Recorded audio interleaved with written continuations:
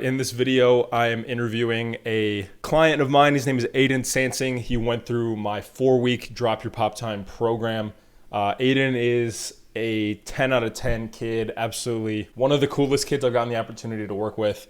And you'll see that just by the way he speaks about himself in this interview. Aiden came to me with a 197 pop time and got all the way down to a 182 in the program. But pop time aside, Aiden learned a lot about his mechanics, his throw. So he goes over a lot of that in this video, just different things that he was able to learn and take away. Talks about, what's next down the pipeline for Aiden, about what he's looking forward to with, hopefully getting the chance to play college baseball, what he's going through with recruiting. So make sure you watch the full video. Like I said, Aiden's a great kid. Absolutely honored to have the opportunity to work with him and, hopefully get him one step closer to his goal. So without further ado, we'll get into the interview. All right, we're live. All right, well, I guess first off, dude, give a brief introduction on yourself. I guess tell us like where you're from, Mhm. where you're at in your journey, obviously like who you are, all that. All right. My name's Aiden Sansing. I'm a 2026 grad catcher from Tampa, Florida. Go to school in Clearwater. Um, I'm started this program because my catching, at least throwing down, was a little inconsistent. Like every now and then I'd be at like a 197 best. But typically like in game it would either fall apart or even practice it would be inconsistent. I'd go to like a 2-1 or 2-0 something. And I tried a lot of people, but I was looking for a program that made sense, like with my arm and everything, and made sense to just like do stuff pregame and make it more consistently low than just like spontaneous and not as, consistent in game, especially. So I saw some of the results on Instagram. My stepdad like reached out to me and told me about you, so it kind of got me started. And after the first week, just going over it in the beginning, it made a lot more sense than previous programs, just because they do a lot of stuff taxing on the arm and a lot of like plyo stuff, but it never really teaches you how to throw catching specific too. And a lot of the throwing programs now are like not even for catchers, it's like pitcher stuff.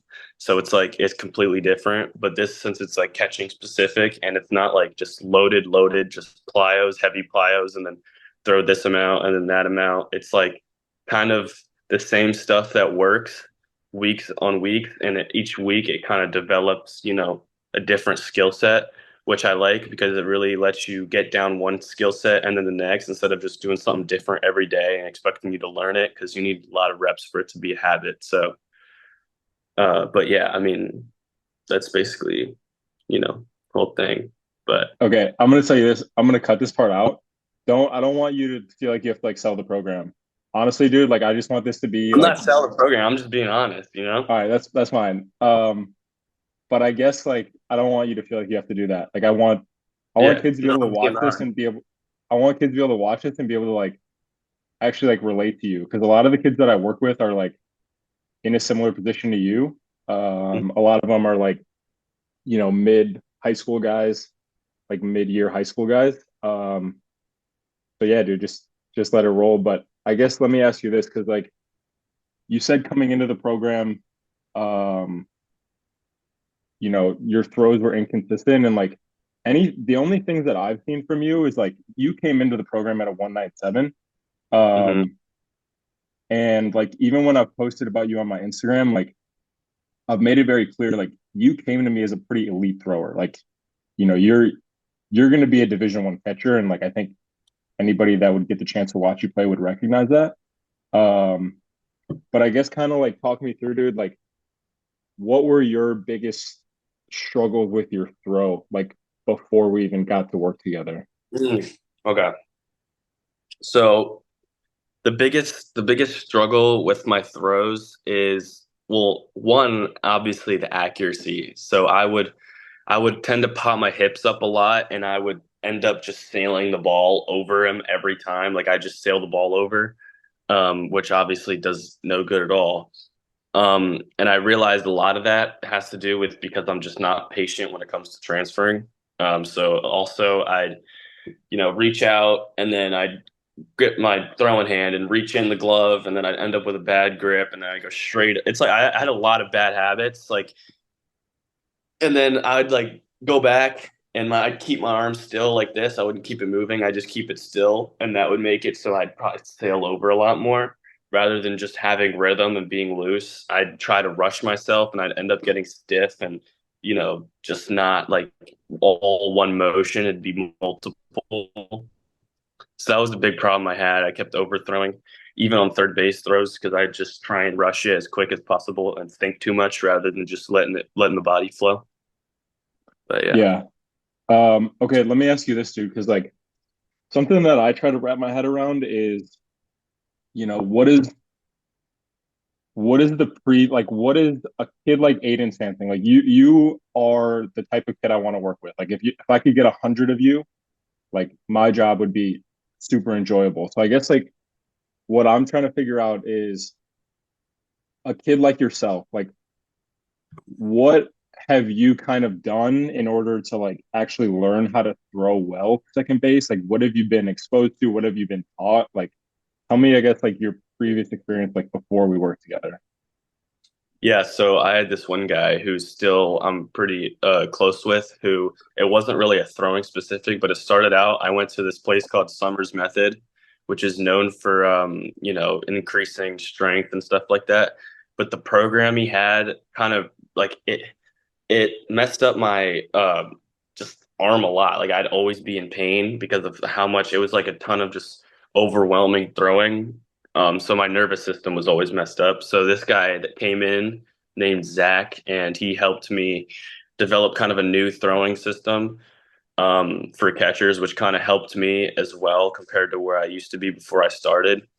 But even then, working with him, it's still some of this. I still wasn't as consistent as I needed to be, but he definitely helped me. He tried to get me to stay in rhythm, but I'd still follow bad habits. And I never really, it was a lot of mental stuff too. Like if I just like, it's like focus, even when like hitting the same thing, if I just focus on something and just that specific thing, then rather like doing everything at once, that helps a lot. And I come to realize that, um, after the first couple weeks, since we focused on one thing, that I would, have that ingrained instead of focusing on the whole thing, receiving it, transferring it, moving my feet, keep my arm moving. It was just overwhelming. So having one step by another helped me a lot too. But yeah, I mean, they kind of helped me throw a little bit, but still wasn't like, because they still just try to do everything at once, which is what a lot of people try and do instead of just taking it step by step. So yeah. Yeah. Yeah. Um, yeah, that makes sense to me too. I mean, I guess like that's I guess the way I've always thought about it, because like any other skill in baseball, like if you're learning how to swing a bat, like the first thing you're gonna do is that you're gonna figure out the best way to hold the bat.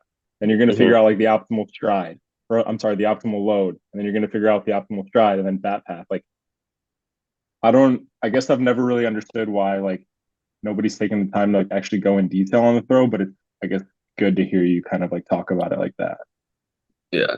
And not only that, like it's long program stuff that like you can't just do pre-game to get warmed up. It's like a whole hassle. Like you have to like take time, like take like an hour or so out of your day to just do the whole program, just for your arm to be worn out the next day and do the same thing, if not go heavier. And it's like my arm would be so sore for game time. Whereas like here, it's not super long hassle. It's like a really good warm up, especially pregame. I might not be able to do like everything, all the sets and everything, but I can do a vast majority of it. And like my arm will be super ready. Not even my arm, but my legs too, my knees, since they're always like sore, especially as a catcher, and my shins. I mean, my body, my hips loose, getting forward. Like it would be like my whole body would feel ready as soon as game started, instead of having hours worth of just doing plyo stuff for no reason when I don't have time for that pregame. So I still be like tight and stuff. But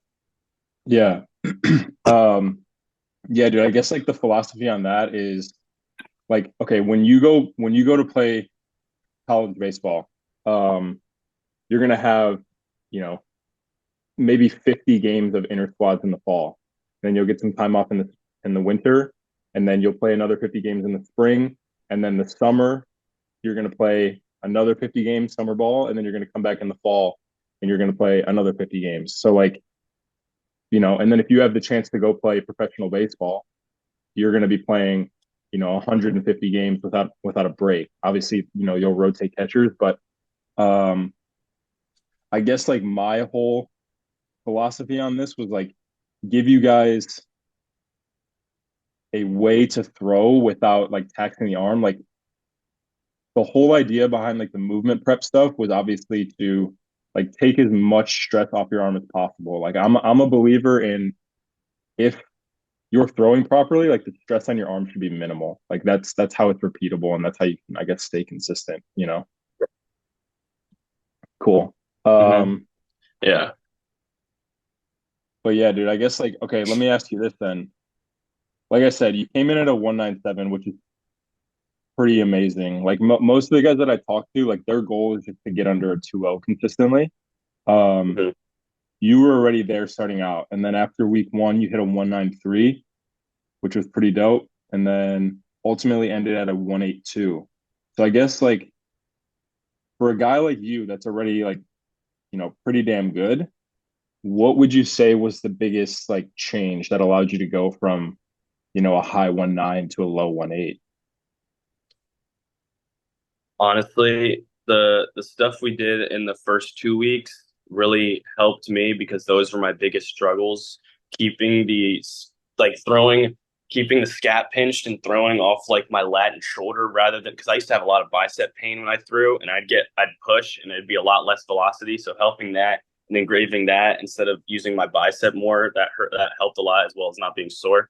And the first week like my body would always be tight and slow. Like I'd be slow at everything, but that really helps me not only be a little quicker and smoother, but it helped me go towards second base instead of like shifting my hips around it, kind of like that. It kind of helped me go forward, which obviously is, momentum towards it, have a better throw.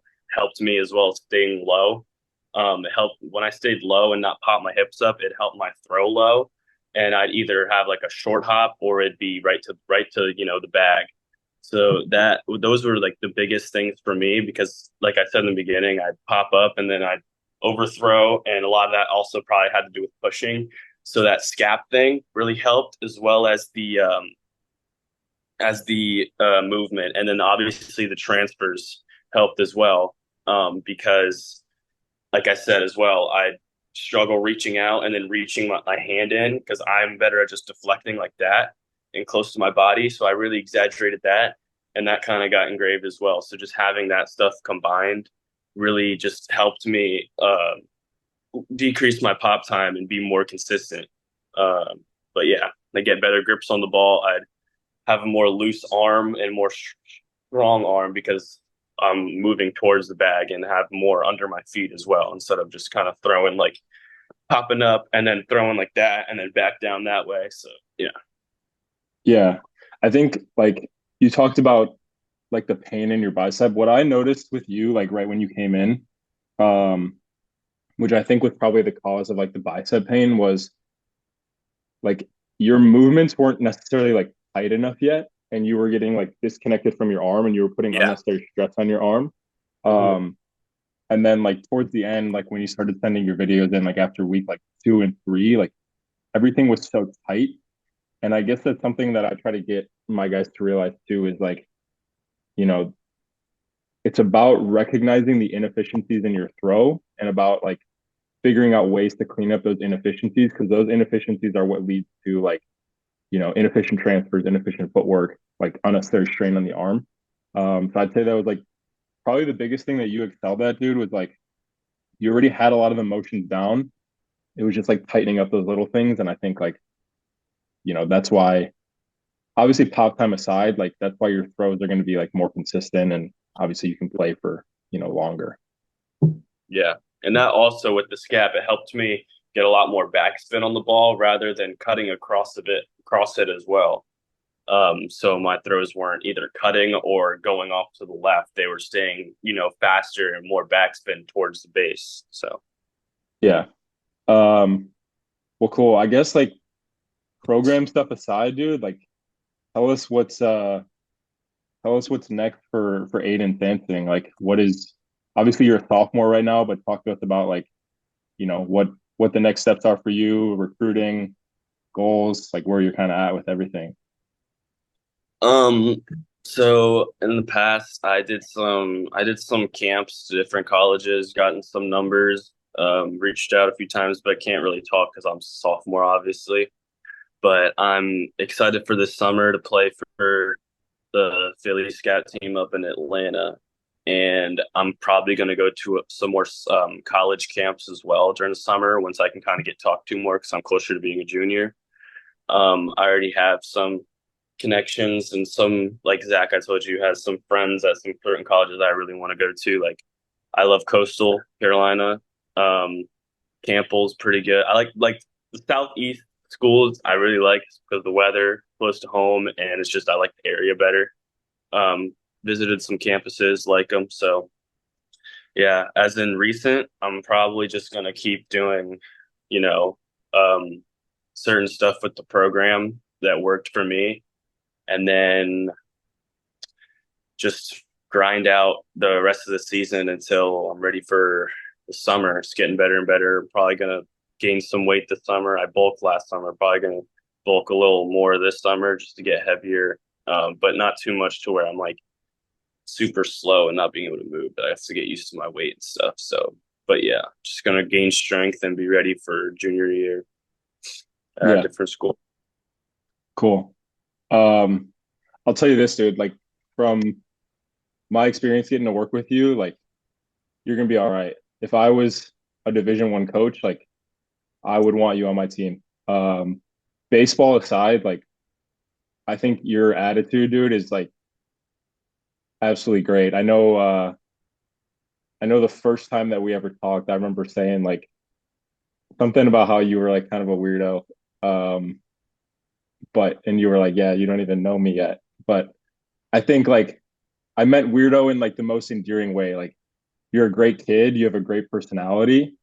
I can tell you have a lot of like the leadership characteristics and like the fire and the passion and the energy that it takes to like actually succeed at a high level.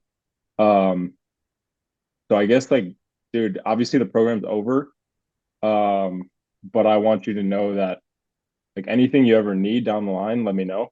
If you ever need help like contacting a school or like anything like that, anything I can do to help you out, dude. Um, just let me know. Because obviously you've made me look good. You followed the program the way it was designed. You got results. You were able to, you're willing to do this, call for me. So just want to make Mhm. that known that whatever you need, let me know.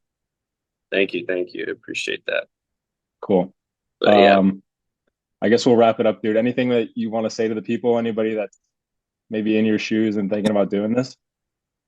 Yeah, I mean, I think if you can, um, give this program a chance, it's a great program that really makes sense, rather than, other programs, like I mentioned before, because it's great just pregame to get your body loose, and it really ingrains certain things in your brain that works and that you can do, even when you're done with the program that helps you, in the future. It might you can add it to your daily. Like I'm adding stuff each week. I'm just adding to my daily routine before games, daily stretch routine, adding that for my arm and stuff for recovery. And I mean, I'd give it a shot and see, how it works because I mean I like it a lot and it makes sense to me rather than other programs. It's not just plyos and plyos thrown into a mat or something over and over again. It's like skill specific for catchers that actually, work. And I've seen progress. So I think it's worth it.